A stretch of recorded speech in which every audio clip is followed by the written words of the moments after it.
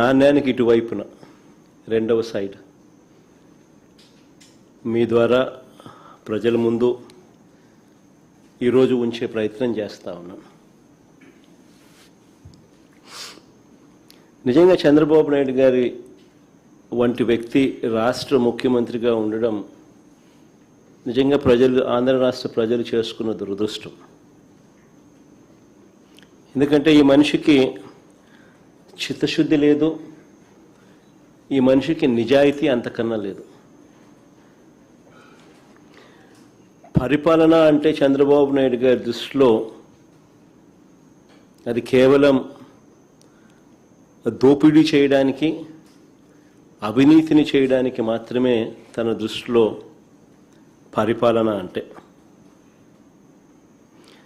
రకరకాలుగా ఈ పద్ధతుల్లో దోపిడీ చేసే కార్యక్రమంలో భాగంగా దానికి రకరకాలుగా పేర్లు పెడతాడు, రకరకాలుగా దాని చుట్టూ డ్రామాలు అల్లుతాడు. విజన్ అంటాడు, సంపద సృష్టి అంటాడు, ఇలా రకరకాలుగా కొత్త కొత్త పేర్లు పెడతాడు.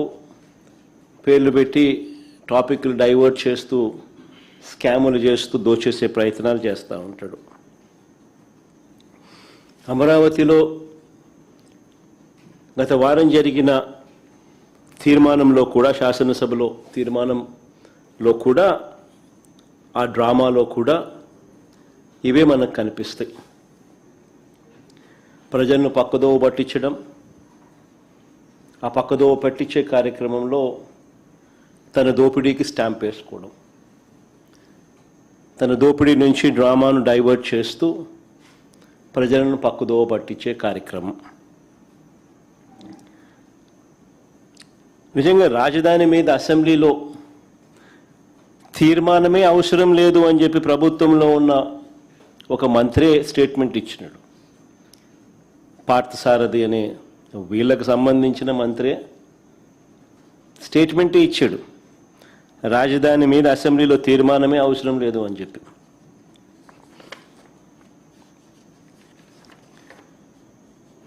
నేను అడుగుతా ఉన్నా, అసలు రాజ్యాంగంలో రాజధాని అనే పదం ఎక్కడైనా ఉందా అని? రాజ్యాంగంలో ఎక్కడ రాష్ట్రాలకు సంబంధించి రాజధానులు అనే పదం ఎక్కడా లేదు. దేశానికి మాత్రమే రాజధాని ఉంటుంది తప్ప రాష్ట్రాలకు రాజధాని అనేది కాన్స్టిట్యూషన్లో లేదు. Only seats of governance. ఈ ఫ్యాక్ట్ నిజంగా కూడా ఎవరు కూడా మర్చిపోకూడదు. సాక్షాత్తు కేంద్ర ప్రభుత్వం కూడా రాజధాని అనేది రాష్ట్రాల ఇష్టం అంటూ అధికారికంగా వీళ్ళు మన ఏపీ హైకోర్టులో కౌంటర్ అఫిడవిట్ కూడా దాఖలు చేసినారు. కేంద్ర ప్రభుత్వం ఆంధ్రప్రదేశ్ హైకోర్టులో ఒక కౌంటర్ అఫిడవిట్ కూడా దాఖలు చేసినారు. ఈ మేరకు రాజధాని విషయంలో కేంద్ర ప్రభుత్వానికి ఎలాంటి పాత్ర లేదు అని కూడా ఆ అఫిడవిట్లో వాళ్ళు పేర్కొన్నారు. మన కళ్ళ ఎదుటే 2000 సంవత్సరంలో కేంద్రం కొత్తగా 2000 సంవత్సరంలో ఉత్తరాఖండ్, జార్ఖండ్, ఛత్తీస్గఢ్ రాష్ట్రాలను కేంద్రము తీసుకొచ్చింది. మన కళ్ళ ముందని 2000 సంవత్సరంలో ఆ రాష్ట్రాలకు రాజధానులు ఎలా వచ్చాయి? కేంద్రం ఏదైనా డిసైడ్ చేసిందా? కేంద్రం నిర్ణయించలేదే. ఆయా రాష్ట్రాలు వాళ్ళు నిర్ణయించుకున్నారు. మరి ఎవరికి వర్తించింది? మరి 7 ఏళ్లుగా నేను చంద్రబాబు నాయుడు గారిని అడుగుతా ఉన్నా, మరి 7 ఏళ్లుగా మీరే ముఖ్యమంత్రిగా ఉండి, మొదటి టర్మ్ 5 సంవత్సరాలు, తర్వాత ఇప్పుడు 2 సంవత్సరాలు, మరి 7 ఏళ్ళు మీరే ముఖ్యమంత్రిగా ఉండి 1,00,000 ఎకరాల అమరావతిలో ఇంతవరకు కట్టింది ఎంత? 1,00,000 ఎకరాల అమరావతిలో ఈయన 7 ఏళ్ళు ముఖ్యమంత్రిగా ఉంటూ అమరావతి అనేది తన పెట్ ప్రాజెక్ట్ అంటూ తాను నినాదమిస్తూ తాను ఇంతవరకు కట్టింది ఎంత? నిజంగా సెల్ఫ్ ఫైనాన్స్ ప్రాజెక్ట్ అయ్యిందా ఇది? నిజంగా అమరావతి అని సెల్ఫ్ ఫైనాన్సా? ఈయన డబ్బా కొడతాన్నట్టుగా కొట్టినట్టుగా? ఏ దేశం పోతే ఆ దేశం బొమ్మలు ఈయన చూపిస్తాడు. ఏ దేశం ఈయన పోయినా ఆ దేశం బొమ్మలు చూపిస్తాడు. చూపించి అదిగో ఇదే అమరావతి అని అంటాడు. మరి ఎంతవరకు వచ్చిందని అడుగుతా ఉన్నా. ఆ దేశాలు ఇక్కడ ఏమైనా కనపడుతున్నాయా? కనీసం భూములు ఇచ్చిన రైతులకు చెప్పిన హామీలైనా నెరవేర్చాడా ఈ పెద్ద మనిషి? మొదట తీసుకున్న 50,000 ఎకరాల్లో, వెరీ ఇంపార్టెంట్ ఇది, మొదట తీసుకున్న 50,000 ఎకరాల్లోనే రోడ్లు, కేవలం రోడ్లు, కరెంటు, డ్రైనేజ్ అంటే సీవరేజ్, వాటర్, వీటి కల్పనకి అయ్యే ఖర్చు చంద్రబాబు నాయుడు గారి స్వయాన లెక్కల ప్రకారమే, ఈయనే కేంద్ర ప్రభుత్వానికి ఇచ్చిన లెక్కలు, ఈయనే వివిధ బ్యాంకులకు ఇచ్చిన లెక్కల ప్రకారమే ఎకరాకు 2 కోట్లు అవుతుంది అని చెప్పాడు. అంటే 50,000 ఎకరాలకు అయ్యే 1,00,000 కోట్లకే దిక్కు లేదనుకుంటే,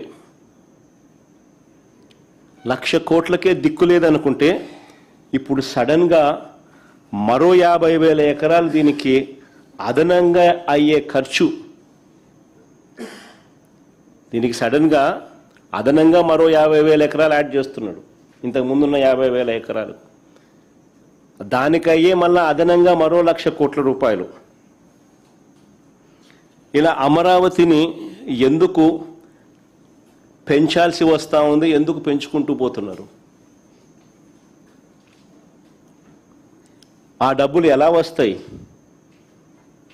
అంటే 1,00,000 ఎకరాల్లో, ఆ 1,00,000 ఎకరాల్లో కేవలం రోడ్లు వేయడానికి, కేవలం కరెంట్ ఇవ్వడానికి, కేవలం సీవరేజ్ వ్యవస్థ క్రియేట్ చేయడం కోసం, కేవలం నీటి వ్యవస్థ క్రియేట్ చేయడం కోసం, బేసిక్ ఇన్ఫ్రాస్ట్రక్చర్ క్రియేట్ చేయడం కోసం ఈ 1,00,000 ఎకరాలలో 2,00,000 కోట్లు కావాలి అని వీళ్ళు చెప్పిన లెక్కల ప్రకారమే.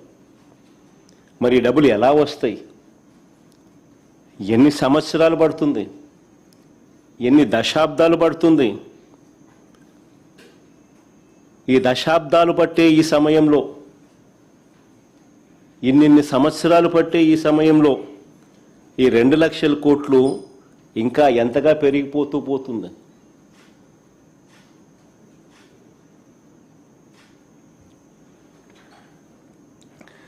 (2019కు ముందు ఈయనే స్వయంగా చేసిన మాస్టర్ ప్లాన్, 2019కు ముందు 50,000 ఎకరాలకు సంబంధించి బ్రహ్మాండమైన వరల్డ్ క్లాస్ రాజధాని ఇక్కడ వస్తూ ఉందని ఈయనే మాస్టర్ ప్లాన్ తయారు చేసినాడు, మనందరికీ ఊదరగొట్టి,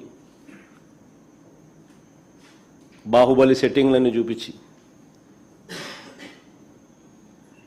మరి 2019కు ముందు ఈయనే స్వయంగా చేసిన మాస్టర్ ప్లాన్ను సడన్గా ఈయనే ఎందుకు మారుస్తున్నాడు?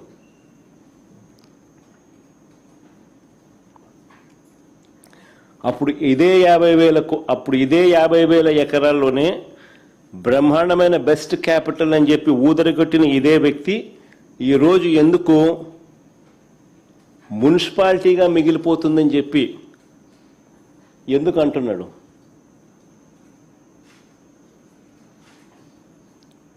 ఆ మాట అని ఇంకొక 50,000 ఎకరాలు కావాలంటున్నాడు.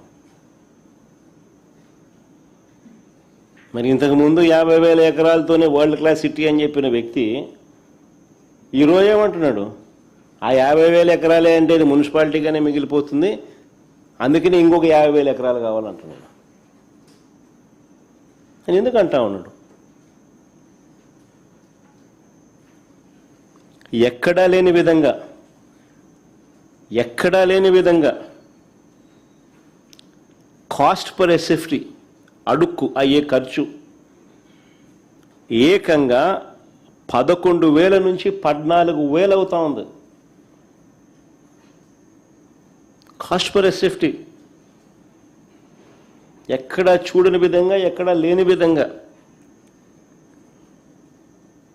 అడుక్కయ్యే ఖర్చు 11,000 నుంచి 14,000 దాకా ఎందుకు అవుతా ఉంది? ఏ స్కాముల వల్ల ఇది ఎగబాకుతా ఉంది అన్న వీటికి సమాధానం ఎక్కడైనా అసెంబ్లీలో చెప్పాడా? 5:30 గంట అసెంబ్లీలో ఇటువంటి ప్రశ్నలకు ఏదైనా సమాధానం చెప్పాడా? ఆ 5:30 గంటల సమావేశం కేవలం జగన్ను, వైఎస్ఆర్ కాంగ్రెస్ పార్టీని దుమ్మెత్తిపోయడానికి, బూతులు తిట్టడానికి మాత్రమే వాడుకున్నారు. రాజధాని పేరిట పట్టపగలు తాను చేస్తా ఉన్న దోపిడీ నుంచి ప్రజలను డైవర్ట్ చేసేందుకు ఈ డ్రామాకు తెరలేపాడు.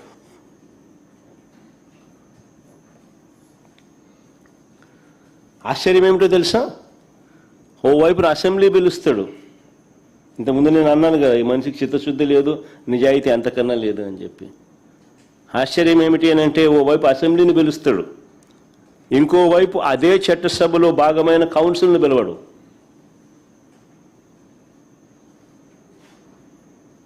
ఇంకోవైపు అదే చట్టసభలో భాగమైన కౌన్సిల్ని పిలవడు. ఎందుకు? కౌన్సిల్ని పిలిస్తే రాజధాని పేరిట చంద్రబాబు చేస్తా ఉన్న అవినీతి బాగోతాన్ని కౌన్సిల్లో సభ్యులు బయట పెడతారని.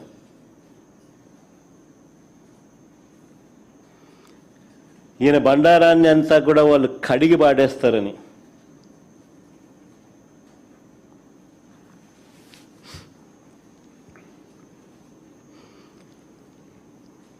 ఆశ్చర్యం కలిగించే విషయాలు ఇవన్నీ. ఈయన అంటాడు, భవిష్యత్తులో కూడా రాజధానిని ఎవరూ మార్చకుండా చట్టం తెస్తున్నామని చంద్రబాబు నాయుడు చెప్తా ఉన్నాడు. భవిష్యత్తులో కూడా రాజధానిని ఎవరూ మార్చకుండా చట్టం తెస్తున్నామని చంద్రబాబు చెప్తా ఉన్నాడు. ఇలా అసెంబ్లీలో వీళ్ళు చేయగలేంది మళ్ళీ అదే అసెంబ్లీలో మళ్ళీ దాన్ని మార్పులు చేయలేరా? చట్టాల గురించి మాట్లాడే ఈ వ్యక్తి చట్ట సవరణల గురించి మాట్లాడ్డా? తెలియదా ఈయనకేమన్నా? తెలుసు, కానీ డ్రామా. ఇంతకుముందు నేను చెప్పినట్టుగా ఈ డ్రామా అంతా ఎందుకు? తన అవినీతిని కప్పిపుచ్చుకునేందుకు డ్రామా. ఏ చట్టమైనా కూడా చట్టసభ ద్వారా చట్టం చేయగలుగుతుంది, చట్టంలో సవరణలు కూడా చేయగలుగుతుంది. ఇది అందరికీ తెలిసిన విషయాలే. 3 ఏళ్ల పిల్లోడు 6 ఏళ్ల పిల్లోడిని అడిగినా చెప్తారు. కానీ చంద్రబాబు నాయుడు ఏదో కొత్తగా ప్రజలకు తెలియనట్టుగా, దాన్ని పక్కదోవ పట్టించేట్టుగా, దాన్ని ఏదో విప్లవాత్మకంగా తీసుకొని వస్తానట్టుగా ఓ బిల్డప్, దానికి ఒక కథ. ఎందుకు అదంతా చేస్తూ ఉన్నాడంటే తన అవినీతి నుంచి టాపిక్ డైవర్ట్ చేసింది. నేను సూటిగా చంద్రబాబుని అడుగుతా ఉన్నాను, 2014 నుంచి ఇప్పటి వరకు 12 ఏళ్ల కాలంగా, 2014 నుంచి ఇప్పటి వరకు అంటే ఆయన 5 ఏళ్ళు, మళ్ళీ మధ్యలో మా 5 ఏళ్ళు, మళ్ళీ ఇప్పుడు 2 ఏళ్ళు, దాదాపుగా 12 ఏళ్ళు కాలంలో మనస్ఫూర్తిగా చంద్రబాబు నాయుడు అడుగుతానా, నువ్వు ఈ ప్రాంతంలో ఉన్నావా అని అడుగుతా ఉన్నా. మనస్ఫూర్తిగా ఇక్కడ కాపురం పెట్టావా అని అడుగుతా ఉన్నా. ఇప్పటికీ కూడా మీ కుటుంబాలన్నీ ఎక్కడున్నాయని అడుగుతా ఉన్నా.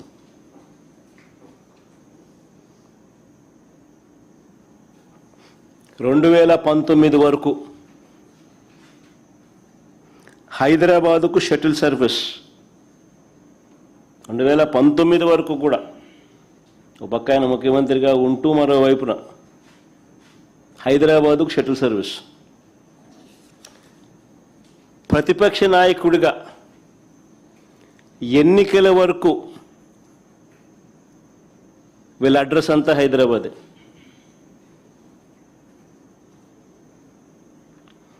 ఇప్పుడు కూడా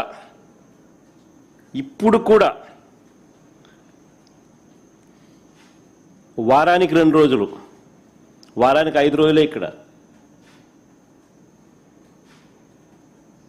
అది ఈయన పవన్ కళ్యాణ్, ఈయన కొడుకు అయితే అది కూడా వారానికి 4 రోజులు ఉంటే గొప్ప సంగతి. పవన్ కళ్యాణ్ అయితే అసలు ఆయన ఎప్పుడు ఉంటాడో కూడా తెలియదు.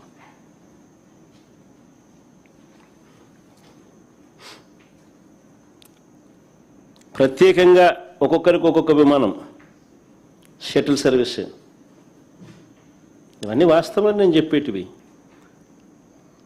ఏదైనా కానీ దుమ్మెత్తిపోయాలా అసెంబ్లీ అన్నది, అసెంబ్లీలో దుమ్మెత్తిపోయాలి అనే ఒక ఆరాటంతో మమ్మల్ని తిడతారు తప్ప మేము అడిగే ప్రతి ప్రశ్న వాస్తవంగా లోతైన ప్రశ్నలు, ప్రతి ఒక్కరూ ఆలోచన చేయదగ్గ ప్రశ్నలు. ఫేర్గా నిజంగా ఈ సబ్జెక్ట్ మీద మాట్లాడదాం,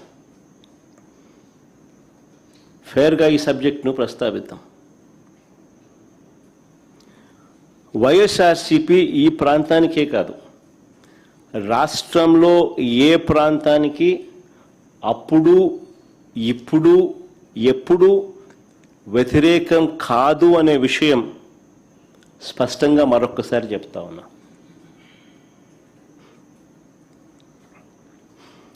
కొన్ని వాస్తవమైన విషయాలు మీ ద్వారా ప్రజల ముందు, ఈ ప్రెస్ కాన్ఫరెన్స్ ద్వారా ప్రజల ముందుకు తీసుకొని పోయే ప్రయత్నం చేస్తూ ఉన్నాం.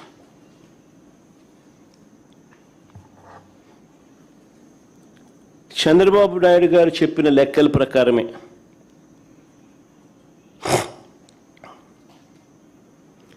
తానంతటి తానే కేంద్రానికి, తానంతటి తానే బ్యాంకులకు వాళ్ళు సబ్మిట్ చేసిన డిపిఆర్ రిపోర్ట్ల ప్రకారమే అమరావతి ప్రాంతంలో 1 ఎకరా డెవలప్ చేయాలంటే, డెవలప్ అంటే బిల్డింగులు కాదు, డెవలప్ అంటే కేవలం అక్కడ రోడ్లు, కరెంటు, డ్రైనేజు, నీటి సదుపాయాల కల్పనకు మాత్రమే. వీళ్ళ లెక్కల ప్రకారమే ఎకరాకు 2 కోట్ల రూపాయలు ఖర్చు అవుతుంది అని ఇచ్చిన వీళ్ళ లెక్కల ప్రకారమే 50,000 ఎకరాలకు అయ్యే ఖర్చు ఇంటూ 2 కోట్లు అంటే 1,00,000 కోట్ల రూపాయలు. మొదటి దశలో తీసుకున్న ఈ 50,000 ఎకరాలకి దిక్కు లేదనుకుంటే, మొదటి దశలో తీసుకున్న ఈ 50,000 ఎకరాలకే దీనికి అయ్యే 1,00,000 కోట్ల రూపాయలకు దిక్కు లేదు అని అనుకుంటే,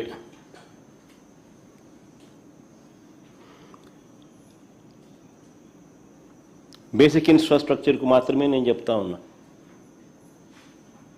ఈ 50,000 ఎకరాలలో బేసిక్ ఇన్ఫ్రాస్ట్రక్చర్కు మాత్రమే రోడ్లు, డ్రైనేజీలు, కరెంటు, నీళ్లు, ఇటువంటి బేసిక్ ఇన్ఫ్రాస్ట్రక్చర్కి అయ్యే ఖర్చే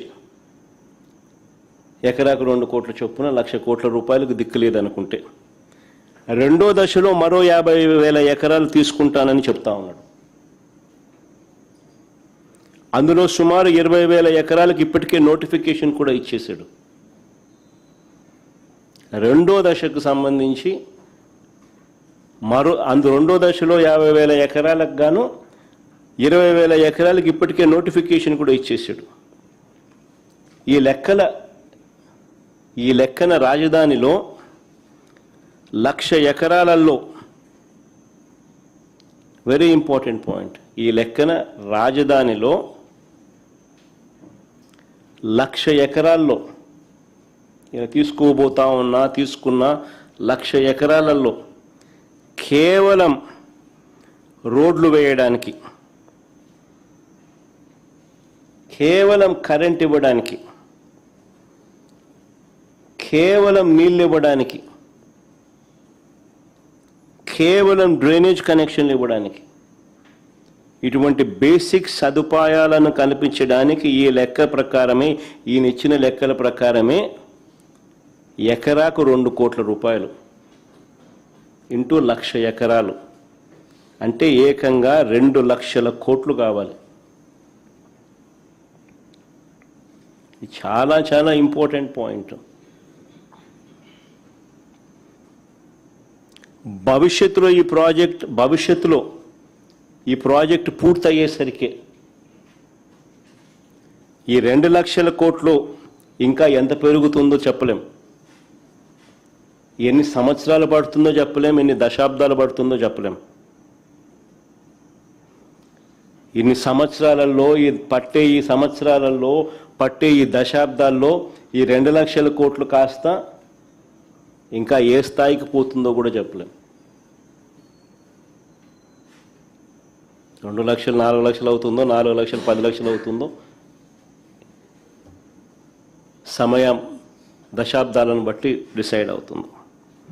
మరి నేను అడుగుతా ఉన్నా, మరి 12 ఏళ్ల క్రితం మరి చంద్రబాబు నాయుడు అడుగుతాను, ఈ ఎకరాకు 2 కోట్లు అని చెప్పి ఏదైతే చంద్రబాబు నాయుడు చెప్తా ఉన్నాడో,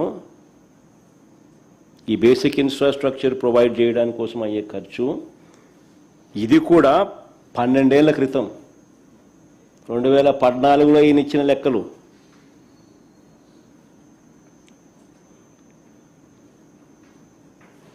పన్నెండేళ్ల క్రితం లెక్కల ప్రకారమే 2 లక్షల కోట్లు పెట్టాల్సిన ఈ చంద్రబాబు విడిపోయిన రాష్ట్రానికి 7 ఏళ్లు ముఖ్యమంత్రిగా ఉన్న ఈ చంద్రబాబు ఇప్పటి వరకు ఎంత పెట్టాడని అడుగుతా ఉన్నా.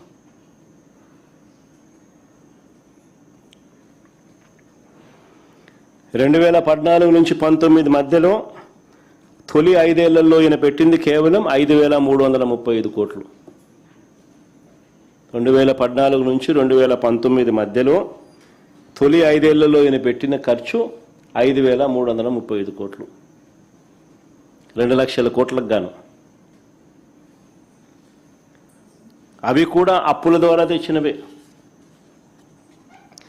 ఈ 2 ఏళ్లలో కూడా ఎంత పెట్టారని చూస్తే, ఇప్పుడు మళ్ళీ సెకండ్ టర్మ్ మళ్ళీ ఆయన ముఖ్యమంత్రిగా ఆయన ఈ 2 ఏళ్లలో కూడా ఎంత పెట్టారని చూస్తే, నాకున్న సమాచారం ప్రకారం చంద్రబాబు నాయుడు గారు అమరావతి కోసం ప్రస్తుతానికి చేసిన గ్రాస్ కమిటెడ్ అప్పులు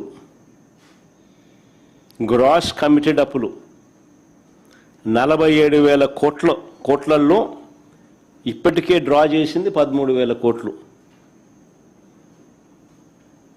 ఇందులో కూడా ఇక్కడ భలే ఆశ్చర్యమైన విషయం, ఇందులో కూడా మొబిలైజేషన్ అడ్వాన్సులుగా ఇచ్చింది 5,500 కోట్లు. 10% చేయడం, 8% తీసుకోవడం కమిషన్. అసలు ఇంతవరకు మా హయాంలో ఎప్పుడు మొబిలైజేషన్ అడ్వాన్స్ అనేది లేదు. పని చేస్తే బిల్లులు పెడితే ఇస్తాం.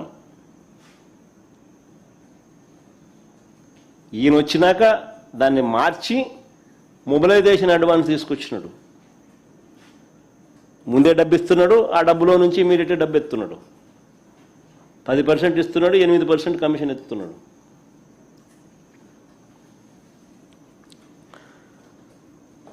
కేవలం 2,500 కోట్లు మాత్రమే బిల్లుల కింద ఇచ్చాడు ఈ 2 ఏళ్లలో. ఈ 2 ఏళ్లలో కేవలం 2,500 కోట్లు మాత్రమే బిల్లుల కింద ఇచ్చారు.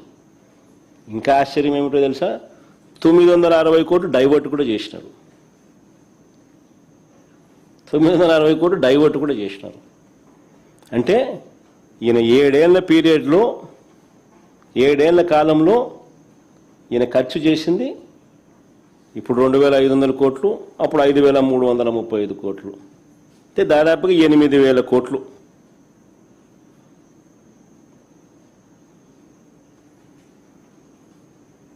మరి కేవలం నేను చంద్రబాబు నాయుడు గారిని అడుగుతా ఉన్నా, మరి కేవలం రోడ్లు వేయడానికి, కేవలం కరెంట్ ఇవ్వడానికి, కేవలం నీళ్ళు ఇవ్వడానికి, కేవలం డ్రైనేజ్ వంటి మౌలిక వసతులు కల్పించడానికే 2 లక్షల కోట్లలో 7 ఏళ్లలో ఖర్చు పెట్టింది ఈయన కేవలం 8,000 కోట్లు.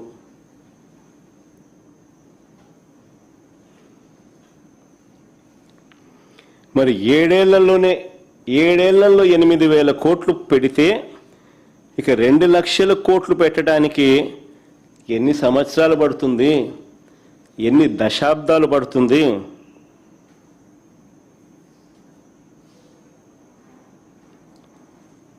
ఈ లెక్కల ప్రకారం చూస్తే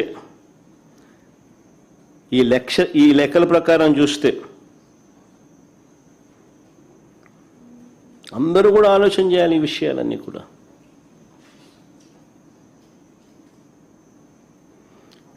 ఇది కాక బిల్డింగ్ ఖర్చులు, ఇవి కాక బిల్డింగ్ ఖర్చులు. ఈ 2 లక్షల కోట్లు కాక బిల్డింగ్లకు అయ్యే ఖర్చులు సపరేటు. ఇదంతా కేవలం బేసిక్ ఇన్ఫ్రాస్ట్రక్చర్ కోసమే.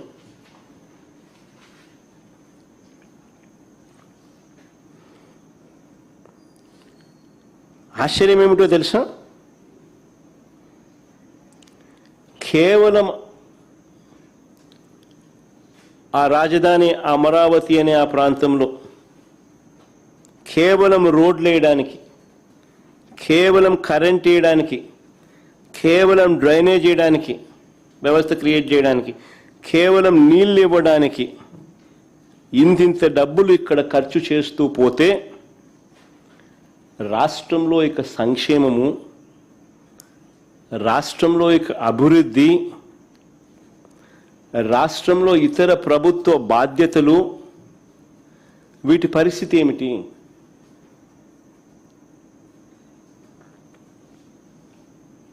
ఇది చాలా చాలా ఇంపార్టెంట్ పాయింట్.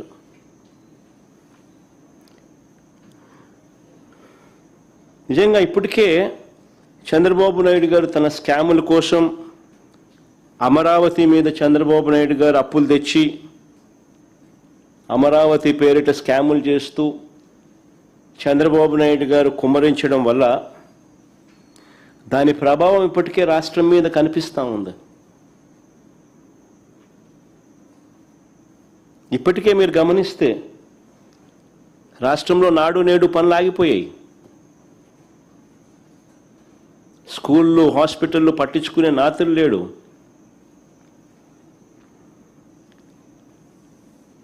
పిల్లలకు ఇవ్వాల్సిన విద్యా దీవెన, వసతి దీవెన, ఫీజు రీయింబర్స్మెంట్, వసతి దీవెన ఆగిపోయింది. ఈ సంవత్సరంతో కలిపితే 10,000 కోట్ల రూపాయలు అవసరమైతే బడ్జెట్లో పెట్టింది 2,600 కోట్లు బకాయిలతో కలిపి. ఆరోగ్యశ్రీ ఆగిపోయింది ఇప్పటికే. ఈరోజు పేపర్లో ఏకంగా బోర్డు తిప్పేసినారు రాష్ట్ర ప్రభుత్వం మీద నిరసన తెలుపుతూ. నెట్వర్క్ హాస్పిటల్లో పేదవాడికి ఉచితంగా వైద్యం చేసే కార్యక్రమానికి ఫుల్ స్టాప్ పెడుతూ స్ట్రైక్ కాల్ ఇచ్చినారు. వ్యవసాయం పూర్తిగా దెబ్బతినింది.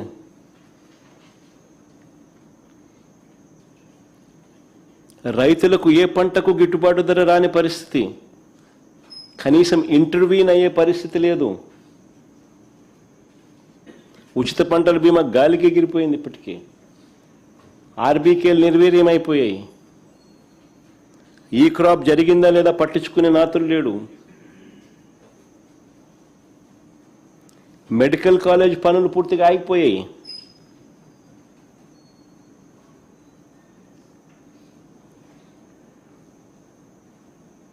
$5,000 కోట్లు ఖర్చు అయ్యేది. సంవత్సరానికి 1,000 కోట్లు పెడితే చాలు మెడికల్ కాలేజీలు పూర్తయ్యే పరిస్థితి నుంచి ఆగిపోయాయి.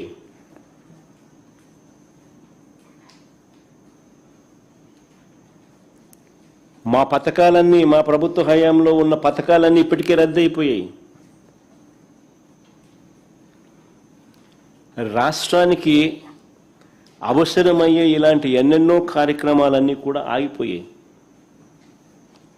చివరకు చంద్రబాబు ఇచ్చిన సూపర్ 6, సూపర్ 7 హామీలకు కూడా మోసాలుగా మిగిలిపోయాయి. ఇక చంద్రబాబు 1,00,000 ఎకరాల అమరావతికి 2 లక్షల కోట్లు ఎప్పుడు పెట్టగలుగుతాడు?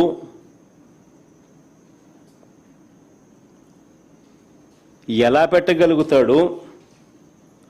ప్రజలకు ప్రభుత్వం తప్పనిసరిగా బాధ్యతాయుతంగా చేయాల్సిన మంచి ఎప్పుడు జరుగుతుంది? ఎలా జరుగుతుంది? ఉద్యోగస్తులకు 36,000 కోట్లు బకాయిలు ఇప్పటికే.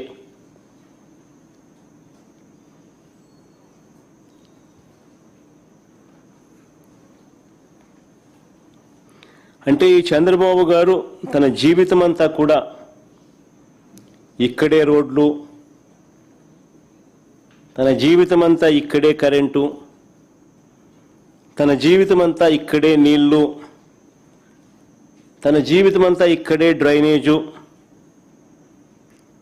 జీవితం అంతా అప్పులు చేస్తాడా? అంతవరకు రాష్ట్రంలో ఇలా ప్రజలు రాష్ట్రము ఇబ్బందులు పడుతూనే ఉండాలా?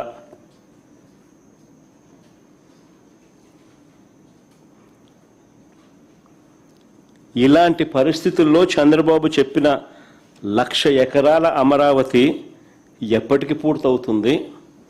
2 లక్షల కోట్లు పెట్టే స్తోమత మనకు ఉందా? ప్రతి ఒక్కరు ఆలోచన చేయాలి ఈ విషయాలన్నీ కూడా. ఎందుకనంటే బుడిదేయడం సులభం, కానీ ప్రాక్టికల్గా ఆలోచనలు అన్నది ఒక లీడర్గా, ఒక స్టేట్స్మెన్గా చేయాల్సిన ధర్మం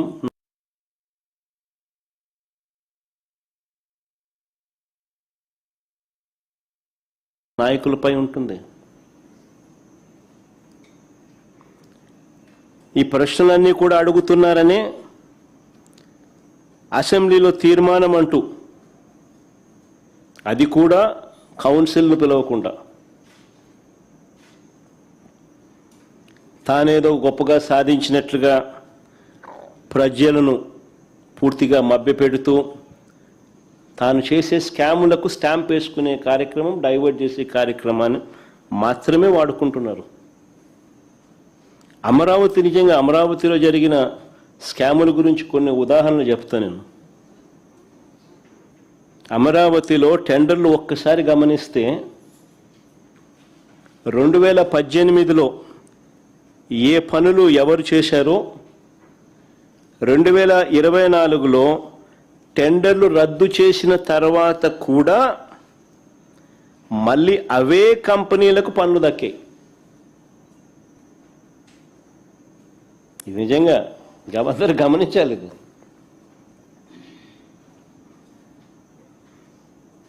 అమరావతిలో టెండర్లు ఒకసారి గమనిస్తే 2018లో ఏ పనులు ఎవరు చేశారో 2024లో టెండర్లు రద్దు చేసిన తర్వాత కూడా మళ్ళీ అవే కంపెనీలకు పనులు దక్కాయి, అవే పనులు దక్కాయి.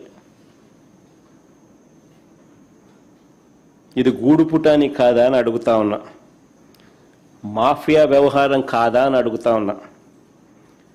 ఒకవైపున అనూహ్యంగా టెండర్లు రద్దు చేసి రేట్లు పెంచేస్తున్నారు, మరోవైపు టెండర్లను రిగ్ చేసి మళ్ళీ వాళ్ళే టెండర్లు పొందుతున్నారు.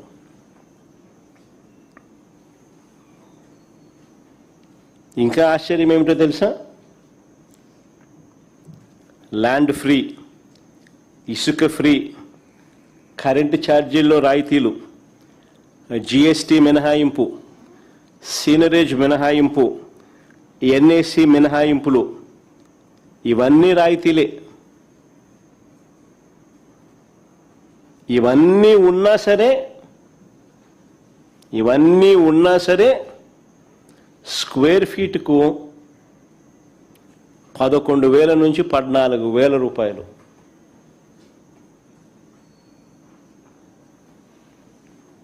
చూపిస్తా ఉన్నారు.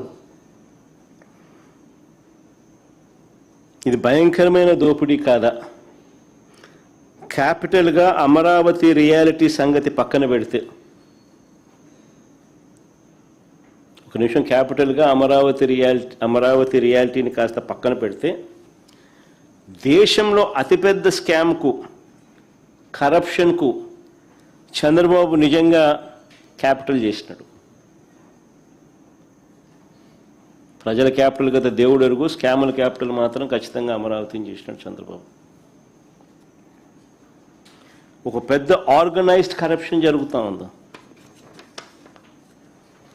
ఇప్పుడు మీరే గమనించండి, బెంగళూరుకు వెళ్ళినా, చెన్నైకి వెళ్ళినా, హైదరాబాద్లో ఇటువంటి ఏ మహానగరాల్లో చూసినా కూడా 5 స్టార్ సదుపాయాలతో కట్టిన చోట, రెసిడెన్షియల్ ఫ్లాట్స్, 5 స్టార్ లాబీసు, 5 స్టార్ సదుపాయాలతో కట్టిన చోట కూడా కాస్ట్ పర్ ఎస్ఎఫ్టీ అయ్యే ఖర్చు కట్టడానికి 4,500 రూపాయలు మించదు.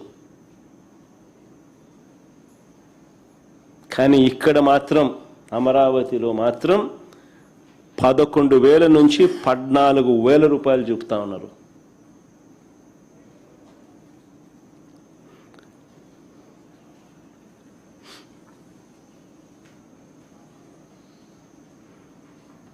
అది కూడా 11,000 నుంచి 13,000 చూపుతున్నారు. అది కూడా మళ్ళీ ఇన్ని రాయితీలు ఇచ్చిన తర్వాత, ఇన్ని మినహాయింపులు ఇచ్చిన తర్వాత. ఏమేమి మినహాయింపులు? జిఎస్టీ లేదు, ఇసుక ఫ్రీ, కరెంటు ఛార్జీలు రాయితీ, జిఎస్టీ మినహాయింపు, సీనరేజ్ మినహాయింపు, ఎన్ఏసి మినహాయింపు, ఇవన్నీ మళ్ళా కలుపుకొని, ఇవన్నీ తీసేసిన తర్వాత కూడా స్క్వేర్ ఫీట్ 11,000 నుంచి 14,000 రూపాయలు. మిగతా వాళ్ళంతా ఇవన్నీ కూడా వేసుకోవాలి. మిగతా హైదరాబాద్లో కానీ, బెంగళూరులో కానీ, చెన్నైలోని కట్టే 4,500 ఇవన్నీ కూడా ఉంటాయి.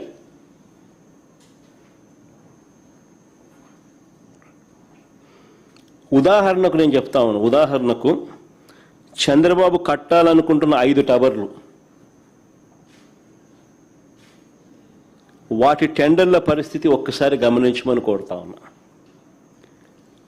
వీళ్ళు చేసే దోపిడీ నిజంగా వీరప్పన్ కూడా సరిపోడు, ఆ లెవెల్ దోపిడీ. సెక్రటేరియట్లో టవర్ 1, టవర్ 2, సెక్రటేరియట్లో టవర్ 1, టవర్ 2 చూడండి, కావాలంటే మీరే స్క్రీన్ మీద కూడా చెప్తాను. Hindu article dated 27th April 2025, హిందూలో పబ్లిష్ చేసిన ఆర్టికల్. సెక్రటేరియట్లో tower 1, tower 2, basement plus ground floor plus 39 floors. దీనికి 2018లో ఖరారైన కాంట్రాక్ట్ వాల్యూ అప్పట్లో 2018లో ఖరారైన కాంట్రాక్ట్ వాల్యూ 932 కోట్లు. ఇప్పుడు అదే పని విలువ ఎంతో తెలుసా? 1,423 కోట్లకు పెంచేశారు. పైగా టెండర్లో ఆ పెంచిన రేటుకు, టెండర్లలో పెంచిన ఆ రేటుకు మళ్ళీ 4.5% ఎక్సెస్. కరెక్ట్గా చూసుకోండి, 4.5, 5% దాటదు. మళ్ళీ కరెక్ట్గా 4.5% కరెక్ట్గా ఎక్సెస్. మళ్ళీ కాంట్రాక్టర్కు నజరానా రూపేణా జిఎస్టీ, సీనరేజు, ఎన్ఏసి ట్యాక్సుల మినహాయింపుల ద్వారా మరో 257 కోట్ల రూపాయలు లబ్ధి. అంటే మొత్తంగా వీటి విలువతో కూడా కలుపుకుంటే 1,762 కోట్ల రూపాయలకు చేరింది. అంటే ఇదే టవర్ 1, టవర్ 2,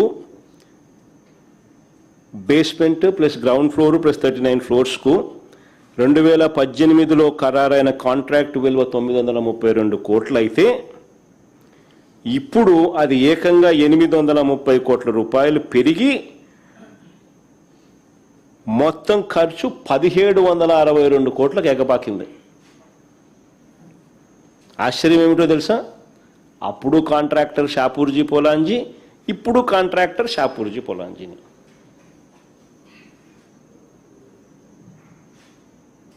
భలే విచిత్రంగా కనిపిస్తాయి. అలాగే టవర్ 3, టవర్ 4 తీసుకోండి. టవర్ 3, టవర్ 4లో అది కూడా basement plus ground floor plus 39 floors. 2018లో ఖరారైన కాంట్రాక్ట్ వాల్యూ అప్పట్లో 784 కోట్లు. ఇప్పుడు అదే పని విలువ 1247 కోట్లు. ఈ 1247 కోట్లకు పెంచేసిన తర్వాత దాని మీద మళ్ళీ కరెక్ట్గా 4.54% ఎక్సెస్.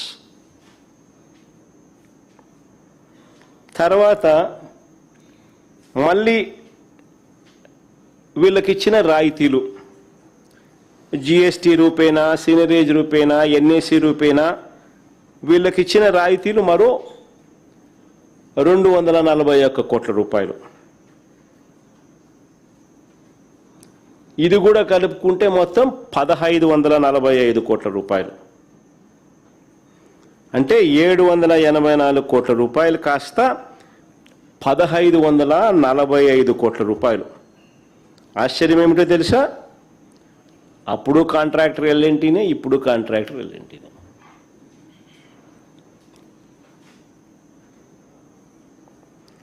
అలా వీటి అన్నిట్లో కూడా ఈ రేట్లలో మీకు చెప్పడం మర్చిపోయినా, ఇసుకే ఫ్రీ,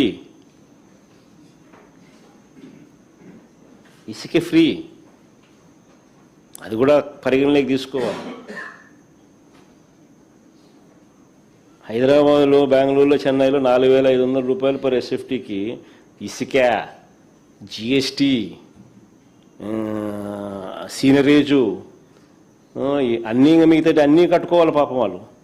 ఈడ చూస్తే ఎన్నీ లేవు, రేటేమో 11,000 నుంచి 14,000. అలాగే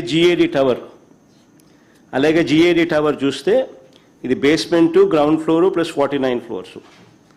2018లో ఖరారైన కాంట్రాక్ట్ వాల్యూ 554 కోట్లు. ఇప్పుడు అదే పని విలువ 844 కోట్లకు పెంచేసినారు. ఆ తర్వాత ఆ పెంచిన రేటు మీద టెండర్లు, ఆ టెండర్లు మళ్ళీ కరెక్ట్గా 4.53% ఎక్సెస్, కరెక్ట్గా 4.53% ఎక్సెస్. ఏదైనా అంతే చూసుకోండి.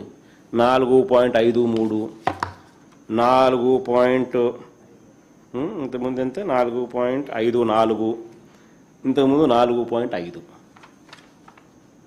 చూసుకోండి. మళ్ళీ కాంట్రాక్టర్కు జిఎస్టీ మినహాయింపులు, ఎన్ఈసి మినహాయింపులు, సీనరేజులు వీటి రూపేణా మళ్ళీ అదనంగా మరో 163 కోట్ల రూపాయల లబ్ధి. ఈ 163 కోట్లు కూడా లెక్కేసుకుంటే మొత్తం 1046 కోట్ల రూపాయలు. అంటే 554 కోట్లు గతంలో 2018లో ఖరారైన కాంట్రాక్ట్ విలువ ఇప్పుడు 1046 కోట్లకు మళ్ళీ ఇచ్చింది ఎవరికో తెలుసా? ఎన్సీసీ కట్టబెట్టారు. అప్పుడు ఎన్సీసీఏ కాంట్రాక్టర్, ఇప్పుడు మళ్ళీ ఎన్సీసీఏ కాంట్రాక్టర్.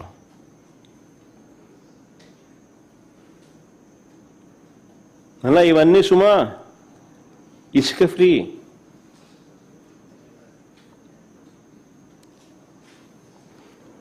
మొత్తంగా ఈ 5 టవర్లకు రాయితీలతో కలిపి 4,354 కోట్లకు కాంట్రాక్టులు ఇస్తే మళ్ళీ దీనికి అదనంగా ఏసీలంట, ప్లంబింగ్ అంట, ఎలక్ట్రికల్ అంట, ఫైర్ ఫైటింగ్ అంట, లిఫ్టులు అంట, ఈ పనుల కోసం మళ్ళీ 2,316 కోట్లకు టెండర్లు పిలుస్తున్నారు. అడ్మినిస్ట్రేటివ్ శాంక్షన్ ఇచ్చినారు, పిలుచమని చెప్పినారు, పిలుస్తున్నారు. అంటే అన్నీ కలుపుకుంటే మొత్తంగా 5 టవర్లకు 6,671 కోట్ల రూపాయలు. మళ్ళీ దీనికి అదనంగా దీనికి అదనంగా ఆ కట్టియ గవర్నమెంట్ కాంప్లెక్స్లలో అక్కడ ఇన్ఫ్రాస్ట్రక్చర్ అంటే అక్కడ డ్రైనేజు, అక్కడ సీవరేజ్ ట్రీట్మెంట్ ప్లాంటు. ఇప్పుడు ఏదైనా ఫ్లాట్లలో మీరు ఉన్నారు అని అంటే ఆ ఫ్లాట్లలో ఉంటే అక్కడ డ్రైనేజ్ కనెక్షన్లు, అక్కడ ఆ కాంప్లెక్స్లో కావలసిన డ్రైనేజ్ కనెక్షన్లు, ఆ కాంప్లెక్స్లో ఇన్ఫ్రాస్ట్రక్చరు, ఆ కాంప్లెక్స్లో సీవరేజ్ ట్రీట్మెంట్ ప్లాంటు, వీటికి మళ్ళీ అదనంగా సపరేట్గా 1053 కోట్లు.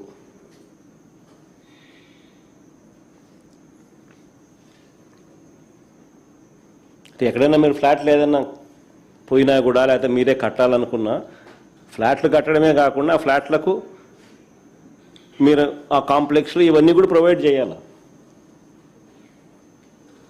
అప్పుడే పోయి ఎవరైనా కూడా ఫ్లాట్లలో ఉండగలుగుతారు.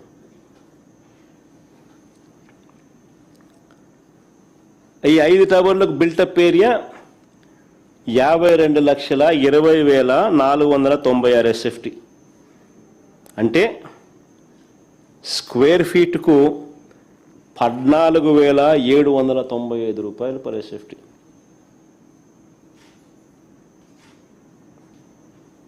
ఈ అడిషనల్ ఇన్ఫ్రాస్ట్రక్చర్ ఏదైతే ఉందో అది తీసినా కూడా 12,779 రూపాయలు పర్ SFT. దీనికి ఆ గవర్నమెంట్ కాంప్లెక్స్లో అడిషనల్ ఇన్ఫ్రాస్ట్రక్చర్, ఈ ఇన్ఫ్రాస్ట్రక్చర్ అంతా 1053 కోట్లు కూడా కలిపితే స్క్వేర్ ఫీట్కు 14,795 రూపాయలు పర్ SFT. అన్నీ కలిపి 4,500తో చేస్తున్నారు హైదరాబాద్లో, బెంగళూరులో, చెన్నైలో. ఇక్కడ ఇన్ని మినహాయింపులతో ఈ రేట్లు. ఇలా ఇసుక ఫ్రీ, అది మర్చిపోకూడదు అందరం. ఇసుక ఫ్రీ అనేది వెరీ ఇంపార్టెంట్ కదా బిల్డింగ్ కన్స్ట్రక్షన్. 5 టవర్లకు 52,20,496 SFT. ఆశ్చర్యం ఏమిటో తెలుసా? ఒకవైపునేమో ఇంతింత డబ్బులు ఖర్చు పెట్టి కడతా ఉన్నారు, మరోవైపున తాత్కాలిక సచివాలయము, తాత్కాలిక అసెంబ్లీ అని చెప్పి వీటిలో వేస్ట్ చేసిన అమౌంట్ ఎంతో తెలుసా? 1,100 కోట్లు. ఎందుకు కట్టినారయ్యా మరి ఉన్న సచివాలయము, ఉన్న అసెంబ్లీ? 1,100 కోట్ల రూపాయలు ఖర్చు పెట్టి కట్టినారు. ఇప్పుడు అది తాత్కాలికం అంట అని మళ్ళా ఇప్పుడు ఇంత కడతా ఉన్నారు. 6,671 కోట్లు ప్లస్ 1,053 కోట్లు పెట్టి మళ్ళా కడతా ఉన్నారు. అంటే 1,100 కోట్లు ఏం కావాలా? గంగలో పోసినట్టే కదా. తెలంగాణలో కేసీఆర్ గారు ఈ మధ్యకాలంలోనే సెక్రటేరియట్ బిల్డింగును 28 ఎకరాల్లో కట్టినాడు. 10 లక్షల SFT, అంతకన్నా ఎక్కువ. అదే చాలా లిబరల్. 615 కోట్లతో కట్టినాడు. పార్లమెంటు, దేశ రాజధాని ఢిల్లీలో పార్లమెంటు కొత్త భవనం 970 కోట్లు.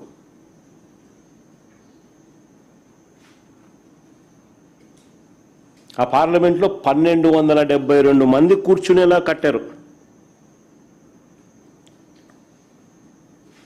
మరి పార్లమెంటు దేశం మొత్తం చూస్తుంది, ఆ లెవెల్లో వాళ్ళు కడితే మన అసెంబ్లీ ఎంతో తెలుసా ఇప్పుడు కట్టేది?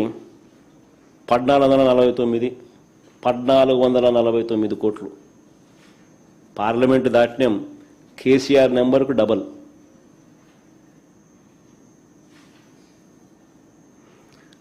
హైకోర్టు కోసం మరో 1,480 కోట్లు.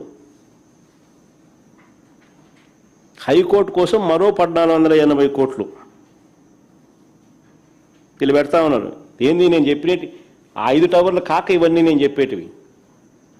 5 టవర్లలో అసెంబ్లీ రావడం లేదు, 5 టవర్లలో నీకు హైకోర్టు రావడంలా. అది కాక అసెంబ్లీ పేరుతో మరో 1149 కోట్లు కడతా ఉన్నాడు. హైకోర్టుకు మరో 1480 కోట్లు మళ్ళా కడతా ఉన్నాడు. దీని కంపారిజన్ తెలంగాణలో కేసీఆర్ 615 కోట్లతో అసెంబ్లీ కట్టినాడు. దీని కంపారిజన్ పార్లమెంట్ భవనం కొత్తగా ఢిల్లీలో కట్టింది 970 కోట్ల రూపాయలు. అంటే కనీసం హైకోర్టు అసెంబ్లీని కూడా వదలడం లేదు స్కాముల కోసం.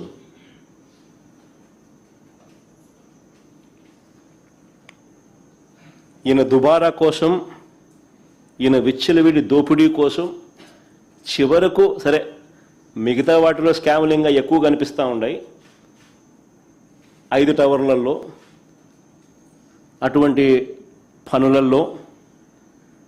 కానీ హైకోర్టులు అండ్ అసెంబ్లీని కూడా వదలడంలా, చట్టసభలు కూడా వదలడంలా.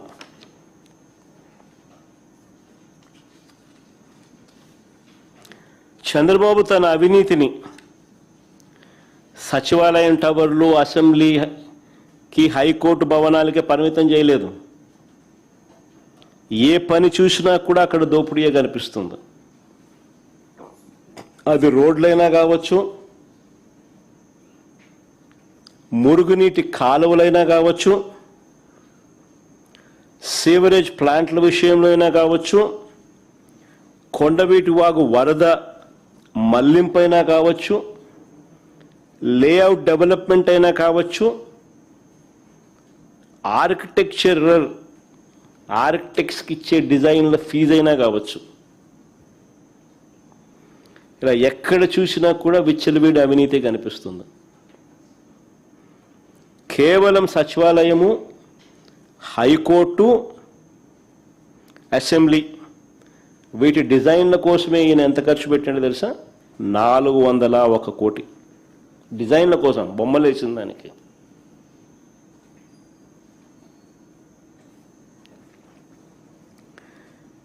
కొండవీటి వాగు నుంచి వారధి వరకు, కొండవీటి వాగు నుంచి వారధి వరకు ఫ్లైఓవర్ కోసమే కిలోమీటర్కు 170 కోట్లు పెట్టినాడు. కిలోమీటర్కు 170 కోట్లు ఖర్చు చేసినాడు. అదే మా హయాంలో బెంచ్ సర్కిల్లో మీ కళ్ళ ముందునే ఫ్లైఓవర్ కనిపిస్తుంది, మా హయాంలోనే కట్టాం. కిలోమీటర్కు 35 కోట్లు మాకైంది ఖర్చు. మీరందరూ విజయవాడ పోతాను, అందరూ విజయవాడలో సిటీలో నుంచి పోతాంటారు. రెండో ఫ్లైఓవర్ కనిపిస్తుంది, మన హయాంలోనే కట్టాం పూర్తిగా. 35 కోట్లు కిలోమీటర్కి అయితే ఇది 170 కోట్లు.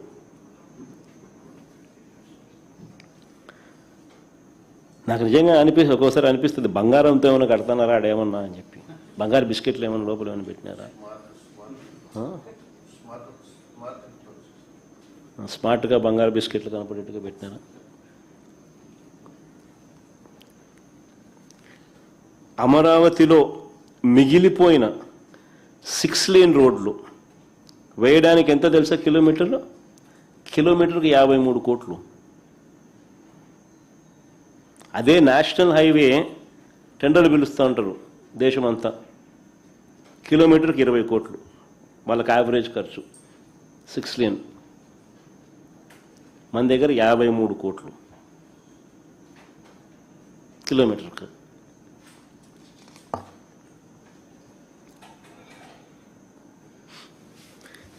ఈ దోపిడీని మనం ప్రశ్నించకూడదట, అడగకూడదట. అడిగితే ఎదురుదాడి.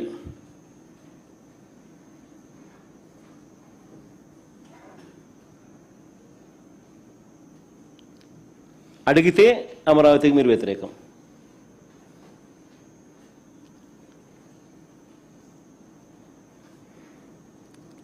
ఏడేళ్లలో అమరావతి కోసం చంద్రబాబు పెట్టిన ఖర్చు, 7 ఏళ్లలో మొదట 5 సంవత్సరాలు, ఇప్పుడు 2 ఏళ్ళు, ఈ 7 ఏళ్లలో అమరావతి కోసం ఇంతవరకు ఆయన పెట్టిన ఖర్చు 8,000 కోట్లు. మొబిలైజేషన్ అడ్వాన్స్ మరో 5,500 కోట్లు. నేను ఇంతకుముందే చెప్పిన మొబిలైజేషన్ అడ్వాన్స్ అంటే అది స్కామ్ అని. 10% ఇస్తున్నారు, 8% ఎత్తుతున్నారు. అయిన ఖర్చు 8,000 కోట్లు 7 ఏళ్లలో. మొదటగా తీసుకున్న నేను అడుగుతాను, ఈ 8,000 కోట్లలో ప్లస్ మొబిలైజేషన్ 5,500 కోట్లలో మనకి ఏం కనిపిస్తూ ఉన్నాయి? స్కాములు తప్ప. మొదటగా తీసుకున్న 50,000 ఎకరాలకే దిక్కులేని పరిస్థితిలో, మొదటగా తీసుకున్న 50,000 ఎకరాలు, ఆ 50,000 ఎకరాలకు బేసిక్ ఇన్ఫ్రాస్ట్రక్చర్ కోసమే ఖర్చయ్యే ఎకరాకు 2 కోట్ల రూపాయలు చొప్పున, ఆ 1,00,000 కోట్లకే దిక్కులేని పరిస్థితిలో మళ్ళీ ఇంకో 50 ఎకరాలు, ఇంకొక 50,000 ఎకరాలు తీసుకుంటానని చెప్పి భవనాలు కాకుండా కేవలం ల్యాండ్ డెవలప్మెంట్ కోసం, అంటే కేవలం బేసిక్ ఇన్ఫ్రాస్ట్రక్చర్ కోసం, రోడ్లు, డ్రైనేజీలు, కరెంటు, నీటి, వీటి కోసం 2 లక్షల కోట్లు 2 లక్షల కోట్లు పెట్టలేమని తెలిసినా కూడా, సాధ్యం కాదు అని తెలిసినా కూడా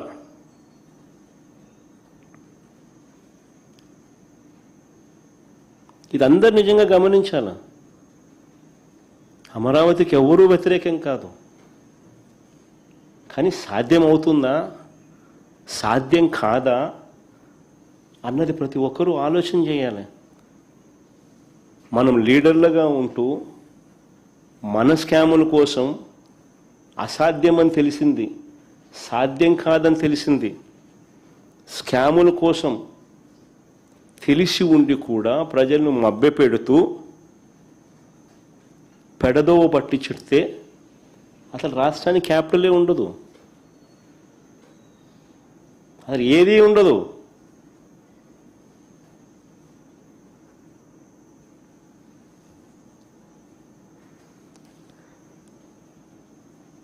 డెవలప్మెంట్ కోసమే ఇటు రోడ్లు అక్కడ వేయడానికి, కరెంటు వేయడానికి, ఎలక్ట్రిసిటీ, సేవరేజ్ కనెక్షన్లకు, ఇటువంటి బేసిక్ ఇన్ఫ్రాస్ట్రక్చర్ కోసమే 2 లక్షల కోట్లు అవసరమని తెలిసినా కూడా అది అసాధ్యమని చెప్పి కళ్ళ ముందే కనిపిస్తూ ఉన్నప్పటికీ ఇంకా రైతుల్ని, ప్రజల్ని మభ్యపెట్టాలని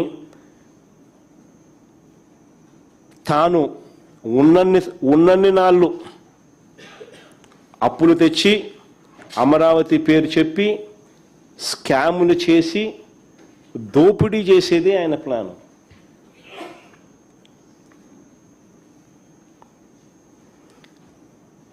ఈ దోపిడీ నుంచి డైవర్షన్ కోసమే అసెంబ్లీలో తీర్మానాలు అంటూ డ్రామాలు.